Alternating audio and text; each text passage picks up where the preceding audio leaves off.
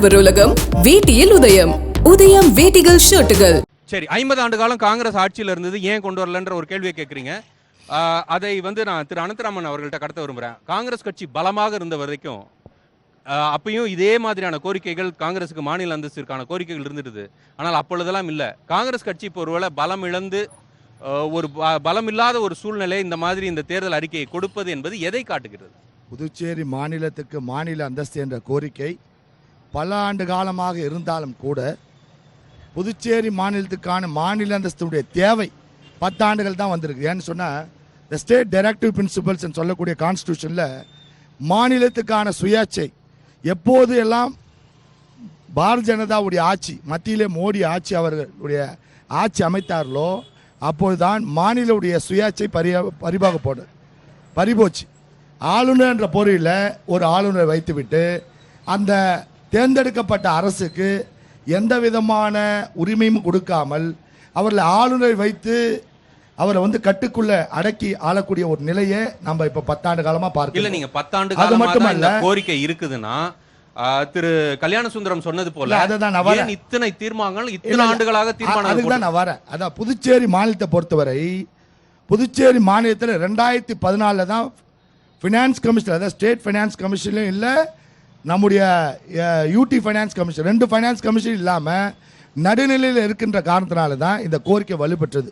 அது மட்டும் இல்லை, இங்கே ஆளுநர் வச்சு நம்முடைய அரசால் தேர்ந்தெடுக்கப்பட்ட அமைச்சரவைக்கு உரிய அங்கீகாரமும் உரிய அதிகாரமும் கொடுக்காத காரணத்தினால்தான் இன்றைக்கு சுயேட்சை, மாநில சுயேட்சை என்ற கோரிக்கை தலை ஓங்கி நிற்குது. அது மட்டுமல்ல, இன்றைக்கு அவங்களுக்கே தெரியும், இங்கே இருக்கக்கூடிய இப்போது இருக்கக்கூடிய முதலமைச்சர் கூட அவர் சொல்கிறாரு, ஒரு அம்மா அவரிடத்துல நலத்திட்ட உதவிகளை பற்றி பேசுகின்ற போது எனக்கு மேலே ஒரு முதலமைச்சர், கீழே ஒரு முதலமைச்சர், எனக்கு மேலே எல்லாம் மன்னர்கள் இருக்கிறாங்க, நான் என்ன செய்ய முடியும் என்று தன்னுடைய வேதனையை வெளிப்பட்டு இருக்கின்றார். இப்படிப்பட்ட நிலை கடந்த காலத்தில். அது மட்டும் இல்லை, நம்முடைய யூனியன் பிரதேசத்துக்கு போதிய கொடை இருந்தது.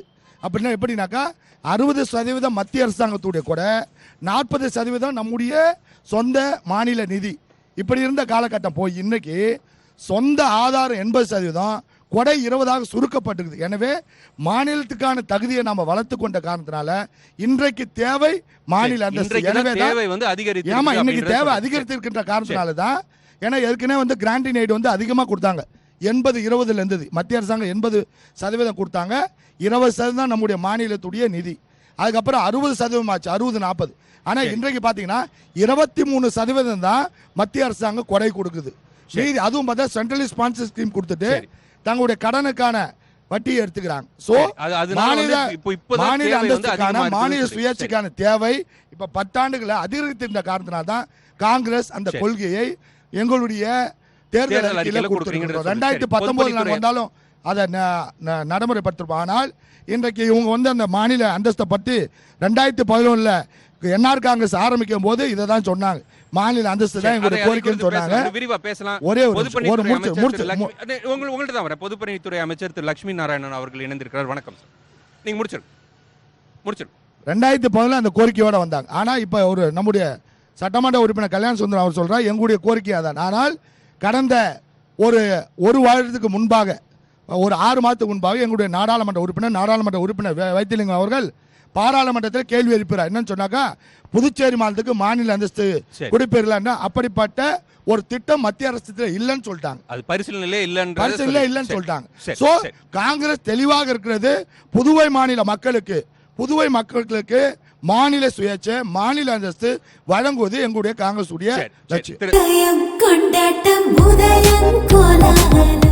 ஆடவர் உலகம் வேட்டியில் உதயம். உதயம் வேட்டிகள் ஷர்ட்டுகள்.